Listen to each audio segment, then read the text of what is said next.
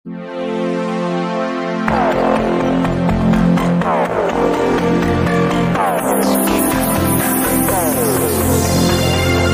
प्रकाश मिश्र और आपका हमारे चैनल जय ज्योतिष केंद्र में हार्दिक स्वागत है।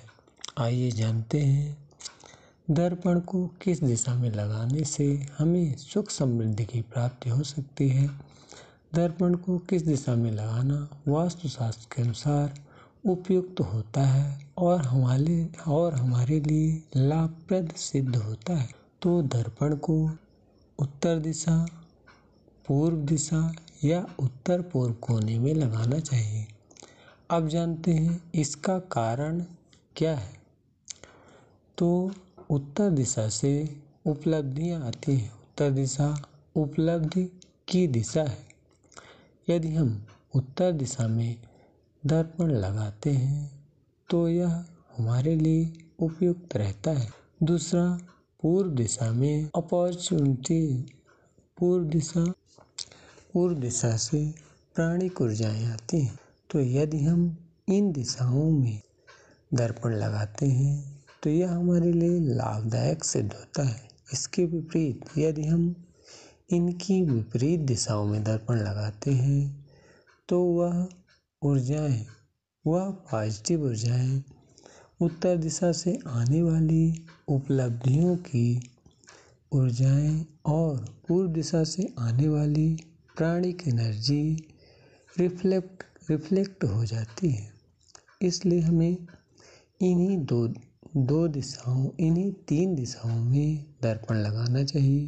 उत्तर दिशा में, उत्तर पूर्व दिशा में या पूर्व दिशा में। इन तीन दिशाओं में दर्पण लगाना चाहिए। अब दर्पण के बारे में आइए जानते हैं कि दर्पण के फ्रेम का रंग क्या होना चाहिए। तो दर्पण के फ्रेम का रंग हल्का होना चाहिए। आप हल्का पीला रंग, हल्का नीला रंग, सफ़ेद रंग दर्पण के लिए प्रयोग में ला सकते हैं। दर्पण टूटा फूटा नहीं होना चाहिए। टूटा फूटा दर्पण दुर्भाग्य को आमंत्रित करता है। टूटे फूटे दर्पण से कभी भी चेहरा नहीं देखना चाहिए। दर्पण जल तत्व का कारक होता है।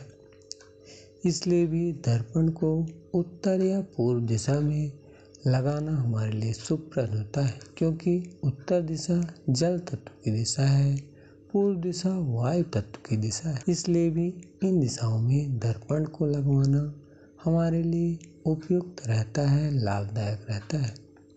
अब इसका ये मतलब नहीं निकालना चाहिए कि यदि आपका बेडरूम दक्षिण दिशा में हो या दक्षिण पूर्व दिशा में हो या पश्चिम दिशा में हो तो आप उन दिशाओं में दर्पण ना लगवाएं। आपका कमरा, मान लीजिए आपका बेडरूम पश्चिम दिशा में है तो आप बस उस कमरे की उत्तरी या पूर्वी दीवार पे दर्पण लगवाएं। इन दिशाओं में यदि आप उस कमरे के उत्तरी दीवार पे या पूर्वी दीवार पे या उत्तर पूर्व कोने पे यदि आप दर्पण लगवाते हैं तो आपको कोई दोष नहीं लगेगा।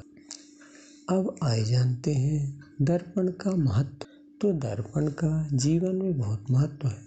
हम कुछ भी करने निकलते हैं, बड़े बड़े कार्यों को करने के लिए निकलते हैं तो पहले दर्पण में अपना चेहरा देखते हैं।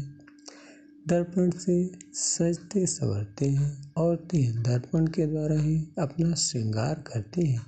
इसलिए दर्पण का बहुत अधिक महत्व है। दर्पण जितना बड़ा होता है उसका प्रभाव भी उतना बढ़ जाता है।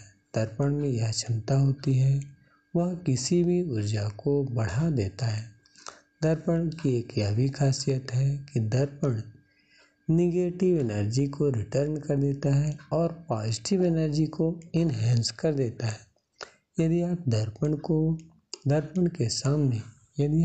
के सामने शुभ चिन्ह लगवाते हैं, जैसे ओम, स्वास्तिक इत्यादि, तो यह आपके लिए भाग्यवर्धक सिद्ध होता है। ऐसा अधिकतर देखा गया है कि जो दर्पण के सामने शुभ चिन्हों को लगवाते हैं तो यह उनके लिए भाग्यवर्धक सिद्ध होता है।